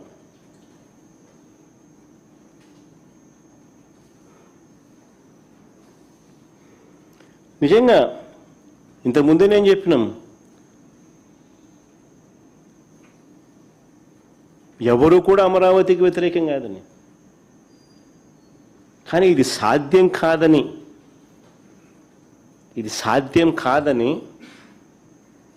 అంత ఖర్చును తట్టుకునే స్తోమత రాష్ట్రానికి లేదు అని, ఇది లేదు కాబట్టే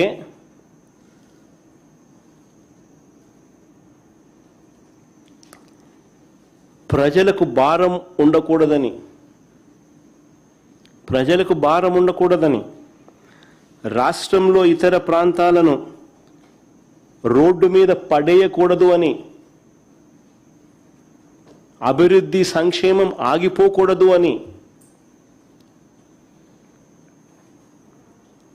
హైదరాబాదు, చెన్నై, బెంగళూరు లాంటి మెట్రో నగరాలతో పోటీ పడే పరిస్థితి మనకు కూడా ఒక గ్రోత్ ఇంజిన్ ఉండాలని ఆరాటంతో రాష్ట్రంలో ఉన్న అతిపెద్ద సిటీ విశాఖపట్నంకు అలాంటి అవకాశాలు ఉన్నాయి అని చెప్పి దాన్ని ఎగ్జిక్యూటివ్ క్యాపిటల్గా చేశాం. స్వార్థమేమి లేదు. మోస్ట్ ప్రాక్టికల్గా సాధ్యమయ్యే పని, రాష్ట్రానికి గుదిబండ కాకుండా మరోవైపున ప్రజలకు అభివృద్ధి సంక్షేమ ఫలాలు అందిస్తూ రాష్ట్ర ప్రభుత్వం తాను చేయాల్సిన బాధ్యతలు నిర్వహిస్తూ మోస్ట్ ప్రాక్టికల్గా ఏది చేస్తే బాగుంటుంది అని చెప్పి రాష్ట్రంలో ఉన్న అతిపెద్ద నగరమైన విశాఖపట్నాన్ని ఎగ్జిక్యూటివ్ క్యాపిటల్గా చేస్తూ ఆ దిశగా అడుగులు వేశాం మేము.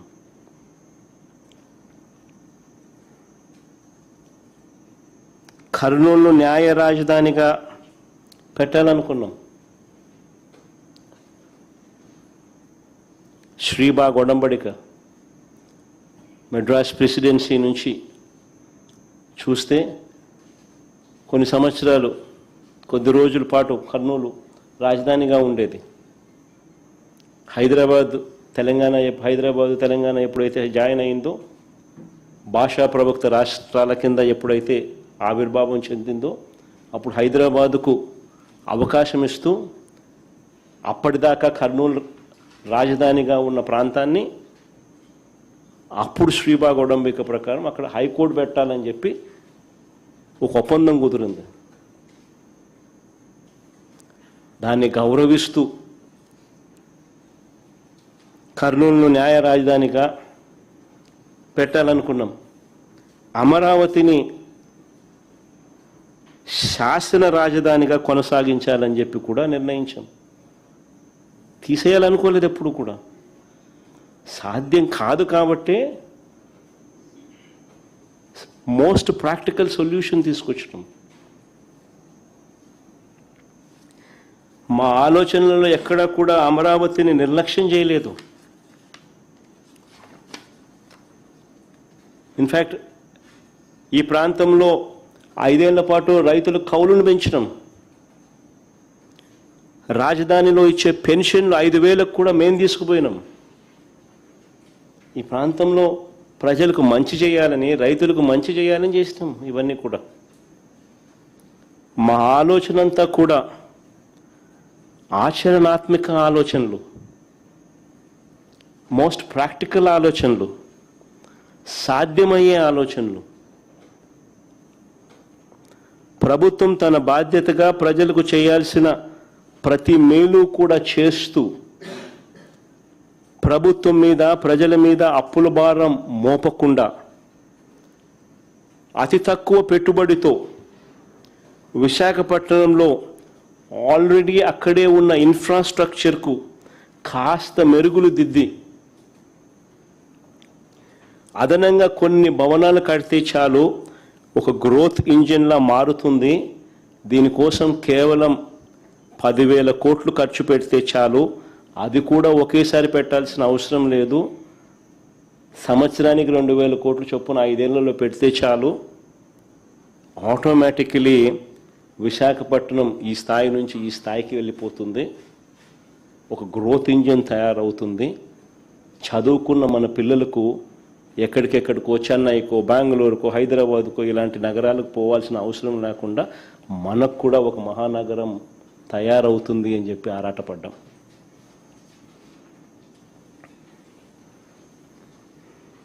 కానీ దీని మీద చంద్రబాబు నాయుడు గారు, ఆయన ఎల్లో మీడియా వాళ్ళ ముఠా కేవలం వాళ్ళ స్వార్థం కోసం, వాళ్ళ బినామీలు, వాళ్ళ ఆస్తులు, వాళ్ళు కొనుగోలు చేసిన ల్యాండ్ రేట్లు పెంచుకునే దానికోసం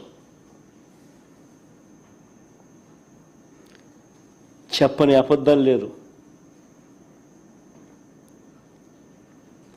అంత దారుణంగా విషపూరిత ప్రచారాలు చేశారు.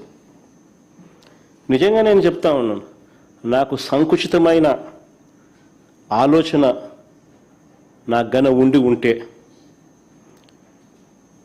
రాయలసీమలోనే రాజధాని పెట్టేవాడిని. విశాఖపట్నంకి ఎందుకు పెట్టాలా? విశాఖపట్నంలో ఎందుకు పెట్టాలా? నాకు నిజంగానే సంకుచితమైన ఆలోచనే కనుక ఉండింటే అసలు నేను ముఖ్యమంత్రి కాకమునిపై ఇక్కడ చంద్రబాబు నాయుడు భూములు కొనలా, ఇల్లు కట్టలా. కానీ జగన్ ఇక్కడే భూమి కొన్నాడు. ఈ సొంత ఇల్లు, సొంత భూమి నేను కొన్నా.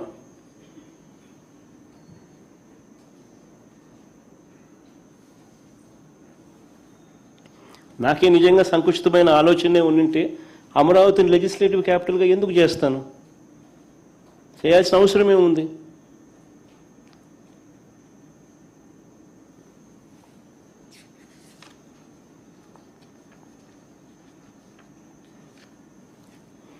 ఇవాళ చంద్రబాబు నాయుడు గారు ఎగ్జిక్యూటివ్ క్యాపిటల్గా విశాఖపట్నాన్ని రద్దు చేసినట్టు, ఇవాళ చంద్రబాబు నాయుడు గారు న్యాయ రాజధానిగా కర్నూలును రద్దు చేసినట్టు,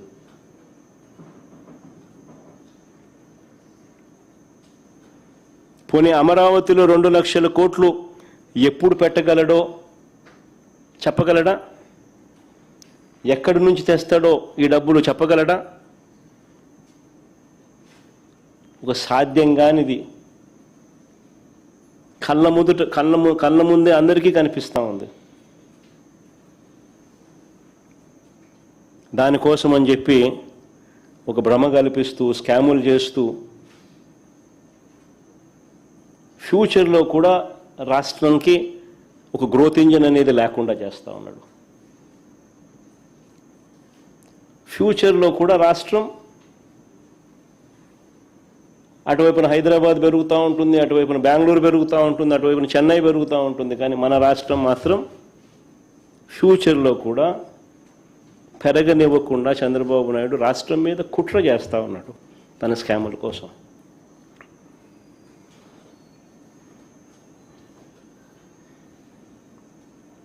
నేను అడుగుతా ఉన్నా, ఒకవైపున ఇన్ని లక్షల కోట్ల రూపాయలు పెట్టడం అసాధ్యమని చెప్పి ఒకవైపున కనిపిస్తూ ఉంటే, మరోవైపు రాష్ట్ర ప్రభుత్వం బాధ్యతగా చేయాల్సిన పనులు, ప్రజలకు చేయాల్సిన మంచి, ఇవన్నీ కూడా ఆగిపోతా ఉన్న పరిస్థితులు.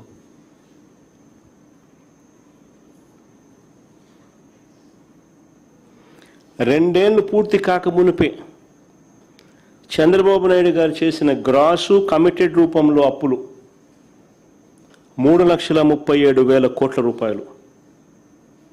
ఈరోజు అప్పు చేస్తే తప్ప జీతాలు కూడా ఇవ్వలేని పరిస్థితి.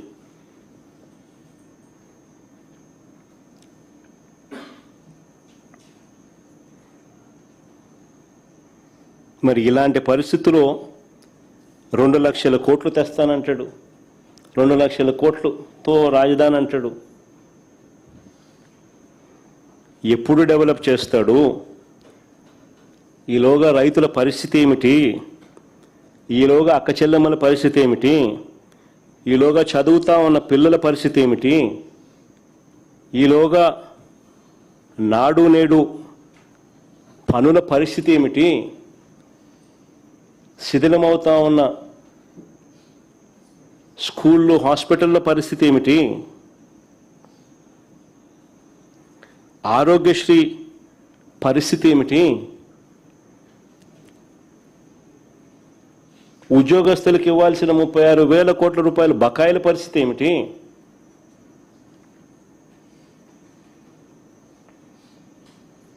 ఇక తప్పనిసరిగా ప్రభుత్వం చేయాల్సిన బాధ్యతలు, వీటి పరిస్థితి ఏమిటి?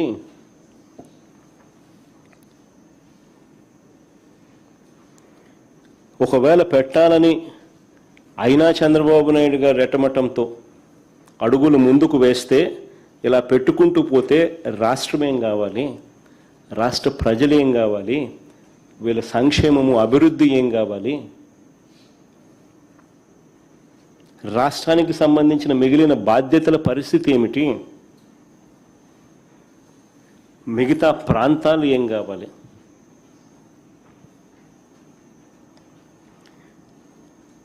ఇన్నాళ్ళు చంద్రబాబు నాయుడు గారు ఏమంటా ఉన్నారు ప్రజలను మభ్యపెడుతూ? అమరావతి సెల్ఫ్ ఫైనాన్స్ ప్రాజెక్ట్ అని ప్రజలను మభ్యపెడుతూ ఇన్ని సంవత్సరాలు అంటా ఉన్న మాటలు. అమరావతి సెల్ఫ్ ఫైనాన్స్ ప్రాజెక్ట్ అని రాష్ట్రంలోని ప్రజలందరినీ కూడా చంద్రబాబు నాయుడు గారు ఇన్ని సంవత్సరాలు మభ్యపెడుతూ వచ్చాడు. నేను అడుగుతా ఉన్నా ఇదే చంద్రబాబు నాయుడు గారిని, అయ్యా చంద్రబాబు నాయుడు గారు, సెల్ఫ్ ఫైనాన్స్ ప్రాజెక్టే అయితే అమరావతి కోసం ఇప్పటికే కమిటెడ్ గ్రాస్ లోన్లు 47,000 కోట్లు ఎందుకు చేస్తున్నట్లు అని అడుగుతా ఉన్నా. సెల్ఫ్ ఫైనాన్స్ ప్రాజెక్ట్ అయితే ఆయన కమిటెడ్ గ్రాస్ లోన్స్ 47,000 కోట్లు ఎందుకు చేస్తా ఉన్నట్టు? ఇవి కాకుండా రాష్ట్ర బడ్జెట్ నుంచి కేటాయింపులు ఎందుకు చేస్తా అన్నట్టు? ఈ లోన్లే కాకుండా రాష్ట్ర బడ్జెట్ నుంచి కేటాయింపులు ఎందుకు చేస్తా ఉన్నారు? రాజధాని కోసం తెస్తున్న రుణాలకు రాష్ట్ర ప్రభుత్వం నుంచి గ్యారంటీలు ఎందుకు ఇస్తా ఉన్నారు? ఇదే సెల్ఫ్ ఫైనాన్స్ ప్రాజెక్టే అయితే ఎందుకు రాష్ట్ర ప్రభుత్వం నుంచి రాజధాని కోసం తెస్తున్న రుణాలకు రాష్ట్ర ప్రభుత్వం నుంచి గ్యారంటీలు ఎందుకు ఇస్తున్నట్టు? భూములు అమ్మి డబ్బు తెస్తానని చెప్పిన వాడివి ఇన్ని వేల కోట్ల రూపాయల అప్పులు ప్రభుత్వ ఖజానాపై ఎందుకు భారం మోపుతున్నారని అడుగుతా ఉన్నా.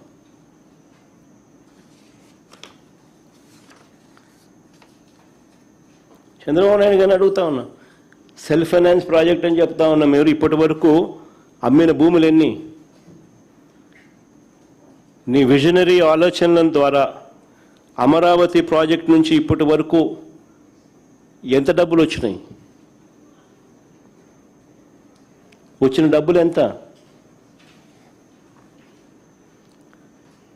తన స్కాముల కోసం అమరావతి పేరు చెప్పి చంద్రబాబు అప్పులు తెచ్చి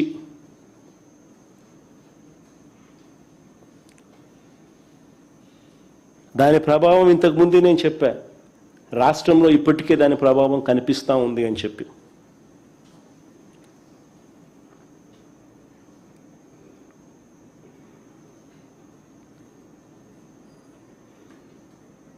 నేను చంద్రబాబు నాయుడు గారికి చెప్తా ఉన్నా, సరే మేము ప్రాక్టికల్గా చేసిన ఆలోచన మీకు నచ్చలా, ఓకే ఫైన్. మేము చాలా ప్రాక్టికల్గా ప్రజల బాగోగుల కోసం, రాష్ట్రానికి మంచి కోసం మేము చేసిన ఆలోచనలు మీకు నచ్చలా. పోనీ మేము ప్లాన్ బి ఇచ్చినాం, నేను చేసిన ప్లాన్ ఏ మీకు నచ్చలా. పోనీ ప్లాన్ బి మేము మీకు ఇచ్చాం కదా, ప్లాన్ బి కింద మేము చెప్పిన ప్లాన్ గురించి ఆలోచించారా? అది లేదు.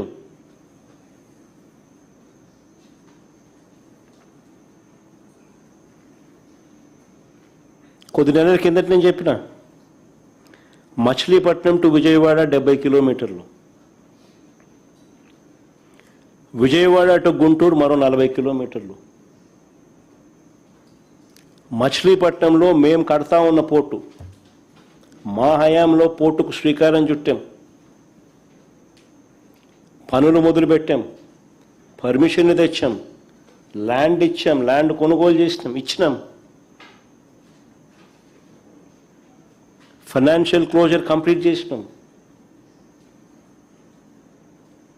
ఎవరితో ప్రమేయం లేకుండా దానికి డబ్బులు వచ్చేట్టుగా ఏర్పాట్లు చేశాం.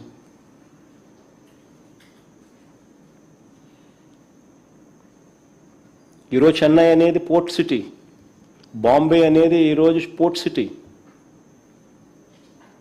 ప్లాన్ బి కింద మేము చెప్పినాం మచిలీపట్నం టు విజయవాడ 70 కిలోమీటర్లు, విజయవాడ టు గుంటూరు మరో 40 కిలోమీటర్లు, మొత్తం ఈ 110 కిలోమీటర్లు నేషనల్ హైవే రోడ్డు ఉంది. ఈ నేషనల్ హైవేకు కాస్త అటు ఇటుగా ఈ మొత్తం క్యాపిటల్ ఏరియా కింద డిక్లేర్ చేయండి. మచిలీపట్నం నుంచి ఎంఏ తీసుకోండి, విజయవాడ నుంచి విఐ తీసుకోండి, గుంటూరు నుంచి జియుఎన్ తీసుకోండి, మావి గన్ అని పేరు పెట్టండి. మచిలీపట్నం, విజయవాడ, గుంటూరు, మా వి గన్. సరే గన్ అంటే బాగుండదు నీకు, అది జగన్ అనేది గుర్తుకొస్తుంది లేననుకుంటే సరే వేరే పేరు పెట్టండి.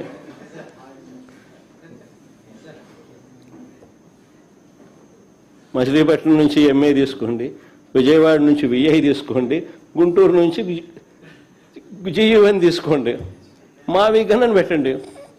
బ్రహ్మాండమైన 110 కిలోమీటర్లు క్యాపిటల్ ఏరియాని డిక్లేర్ చేయండి, కారిడార్ కింద క్యాపిటల్ ఏరియాని. కనీసము ప్లాన్ బి అన్న కనీసం పిక్చర్లోకి వస్తే అట్లీస్ట్ నువ్వు పెట్టే 2 లక్షల కోట్ల రూపాయలు ఈ రాజధాని ప్రాంతంలో అది అయ్యేది కాదు, సచ్చేది కాదు. ఆ 2 లక్షల కోట్లలో 10% పెడితే చాలు. ఈ మచిలీపట్నంకు, ఈ విజయవాడకు, ఈ గుంటూరు మధ్య కనెక్టివిటీ కోసం, రింగ్ రోడ్లు, ఇతరాతర పనుల కోసం, ఇతర మౌలిక సదుపాయాలు, చిన్న చిన్న మౌలిక సదుపాయాల కోసం 10% పెడితే చాలు. ఈ మాబిగన్, ఈ క్యాపిటల్ ప్రాంతం ఫ్యూచర్లో ఎకనామిక్ ఇంజిన్ అవుతుంది. విజయవాడ దాని చుట్టుపక్కల దాదాపుగా 20 లక్షల మంది ప్రజలు ఉండరు. గుంటూరులో దాదాపుగా 10 లక్షల మంది ప్రజలు ఉన్నారు. మచిలీపట్నంలో దాదాపుగా 3-4 లక్షల మంది ప్రజలు ఉన్నారు.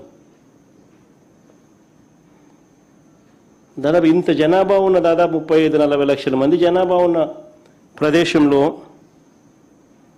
కాస్త ఖర్చు పెడితే అదొక మహానగరంగా, ఒక గ్రోత్ ఇంజిన్గా ఎదుగుతుంది అని ఆలోచన చెప్పినాం. ఇది నచ్చల, మావిగన్ కూడా నచ్చల మీకు.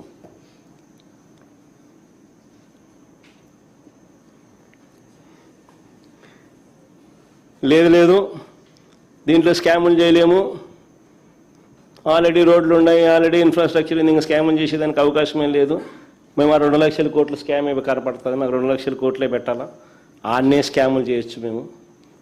రాష్ట్రం ఎటుపోతే మనకేమి, రాజధాని రాష్ట్రానికి లేకపోతే మనకేమి, మన చదువుకున్న పిల్లలకు ఉద్యోగాలు రాష్ట్రంలో రాకపోతే మనకేమి అని చంద్రబాబు నాయుడు గారి ఆలోచనలు.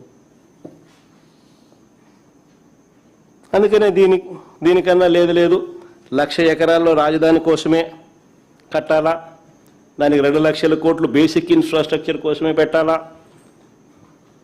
అక్కడ అక్కడే రోడ్లు వేయాలా, అక్కడే డ్రైనేజీలు వేయాలా, అక్కడే వాటర్ కనెక్షన్లు ఇవ్వాలా, అక్కడే కరెంటు. నా జీవితం అంతా అదే చేస్తూ ఉంటా, దానికోసమే అప్పులు తెస్తా, దానికోసమే స్కాములు చేస్తానంటే నిజంగా పెట్టలేరని తెలిసి, అసాధ్యమని చెప్పి తెలిసి, ఉట్టి బేసిక్ ఇన్ఫ్రాస్ట్రక్చర్ కోసమే 2 లక్షల కోట్లు, అది ఇప్పటి ప్రకారం. ఇంక ఇది పూర్తి అయ్యేసరికి అది ఎన్ని లక్షల కోట్లు అవుతుందో, ఎన్ని సంవత్సరాలు పడుతుందో, ఎన్ని దశాబ్దాలు పడుతుందో.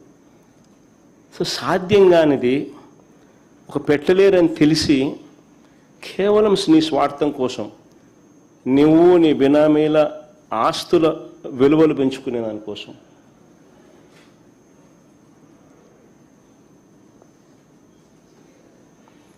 రాష్ట్రం మీద భారం మోపుతూ, అప్పులు తీసుకొస్తూ,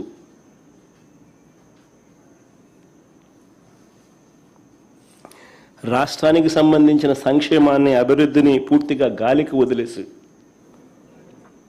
రాష్ట్రాన్ని అంధకారంలోకి, అప్పుల ఊబులేకి నెట్టేసే కార్యక్రమం చేస్తూ ఉన్నారు చంద్రబాబు నాయుడు గారు.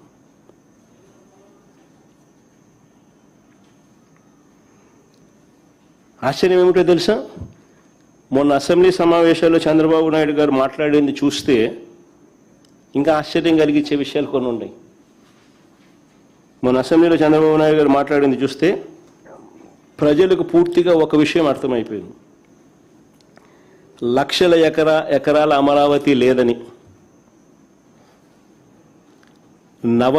నవనగరాలు లేవని, ఎయిర్పోర్ట్ లేదని, రైల్వే స్టేషన్ లేదని, ఇంటర్నేషనల్ స్టేడియం లేదని చంద్రబాబు మాటల్లోనే స్పష్టంగా చెప్పాడు. ఏమని చెప్పినాడు? నారాయణను అడిగినాడంట ఈయన. నారాయణ ఈయనకు చెప్పినాడంట. ఏమని? ట్రంక్ ఇన్ఫ్రా 2022 మే 27కి అయిపోతుందంట. లేఅవుట్లన్నీ 2028 మే 27కి అయిపోతుందంట. 5 టవర్లు, అసెంబ్లీ, హైకోర్టు 2028 ఆగస్టు నాటికి పూర్తవుతాయట. ఈ మాటలన్నీ ఎవరు చెప్పినారు? నారాయణ అడిగితే నారాయణ చంద్రబాబు నాయుడు చెప్పినాడంట. సో చివరికి 1,00,000 ఎకరాల రాజధాని కాస్త 200 ఎకరాలకు వచ్చింది. సో ఇక నువ్వు 200 ఎకరాల్లోనే నువ్వు రాజధాని నిర్మించేట్టుగా అయితే ఇంకా మారుమూల ప్రాంతానికి ఎందుకు పోయినావు స్వామి? జనసంచారం లేని ఆ ప్రాంతానికి ఎందుకు పోయినావు స్వామి? హైవే పక్కన ఈడ కట్టిడచ్చు కదా, విజయవాడ, గుంటూరు, మచిలీపట్నం మధ్యలో ఏడగట్టినా కానీ నీకు బ్రహ్మాండంగా డెవలప్ అయి ఉండేది కదా.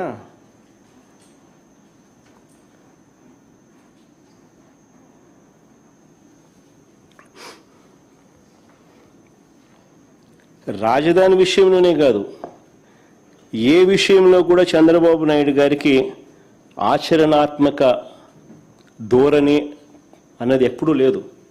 ఎప్పుడూ కూడా ఆయన ప్రాక్టికాలిటీకి చాలా దూరంగా ఉంటాడు. నిజంగానే ఆయనలో ప్రాక్టికల్ సెన్స్ కనుక ఉండింటే, ఆచరణాత్మక ధోరణి కనుక తనలో ఉండింటే ఇప్పటికి రాజధాని వచ్చేసిండు, అయిపోయింది ఇప్పటికి రాజధాని. ఏ హైవే పక్కన కట్టినంటే అయిపోయేది. ఈ పాటికి అది ఒక గ్రోత్ ఇంజన్లా కానీ ఈ పొద్దు ఎదిగిండేది. ఆ బీజాలు పడుండేటివి.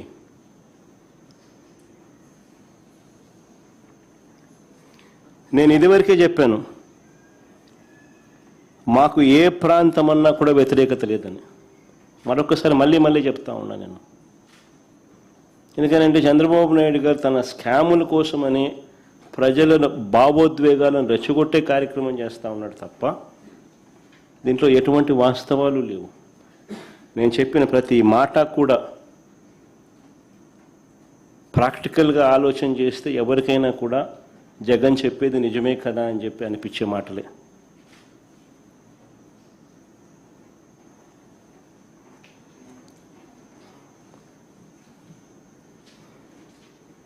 మేము తాపత్రయపడిందల్లా రాష్ట్ర ఆర్థిక పరిస్థితులు బాగోలేవు అన్న నిజాన్ని పరిగణలోకి తీసుకుని ప్రజల ప్రయోజనాలు, రాష్ట్ర ప్రయోజనాలకు మనసులో పెట్టుకొని సంక్షేమము, అభివృద్ధి రెండూ కూడా రాష్ట్రంలో కొనసాగిస్తూ సత్వరమే ఒక గ్రోత్ ఇంజిన్ లాంటి నగరాన్ని తయారు చేసుకోవాల్సిన అవసరం ఉందనే మౌలిక లక్ష్యాన్ని అప్పుడు చెప్పాం, ఇప్పుడు చెప్తున్నాం. ఒకే వర్షనే మేము చెప్తా ఉన్నాం.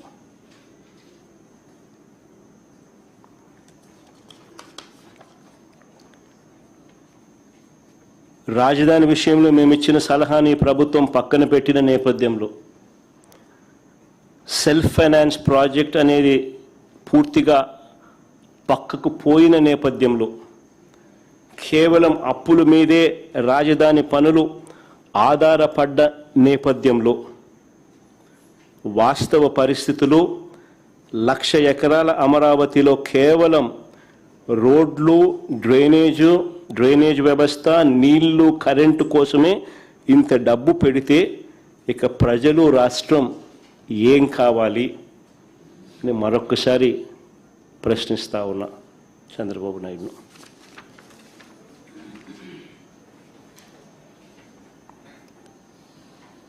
చంద్రబాబు నాయుడు గారికి ఒకటి చెప్తా ఉన్నా. చంద్రబాబు నాయుడు గారు చేస్తూ ఉన్న ఈ స్కాములు, ఈ దోపిడీలు ఇవన్నీ కూడా వెలుగులోకి వస్తాయి. ఇవన్నీ కూడా ఖచ్చితంగా వెలుగులోకి వస్తాయి. రాజధాని పేరుతో ప్రజలను పణంగా పెట్టి కేవలం దోపిడీయే ఆలోచనతో తాను చేస్తూ ఉండేటివన్నీ కూడా వెలుగులే ఖచ్చితంగా వస్తాయి. రానున్న రోజుల్లో రాజధానికి సంబంధించిన ప్రతి పనిలో కూడా చంద్రబాబు నాయుడు గారు ఎంతెంత మెక్కుతున్నారో అవన్నీ కూడా ఈరోజు చెప్పినట్టుగానే సాక్ష్య ఆధారాలతో సహా మళ్ళీ చెప్తూనే ఉంటాం.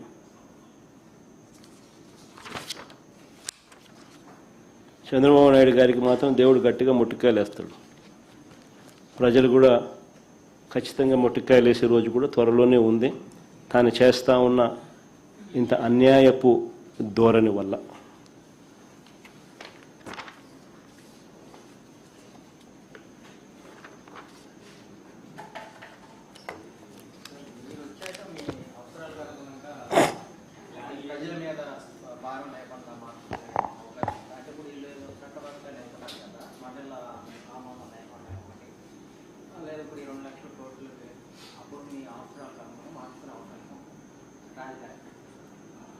రామాయణం అంతా ఇన్నాక రామునికి సీత ఏమైందని రామునికి సీత ఏమైందని అడిగితే ఎట స్వామి, ఇంతసేపు గంట సేపు నీకు చెప్పిన సుదీర్ఘంగా నువ్వు చెప్పిన ప్రతి పాయింట్ నీకు అర్థమయ్యేట్టుగా రాష్ట్ర ప్రజలకు అందరికీ కూడా అర్థమయ్యే విధంగా సవివరంగా చెప్పిన. Sir, you said, sir.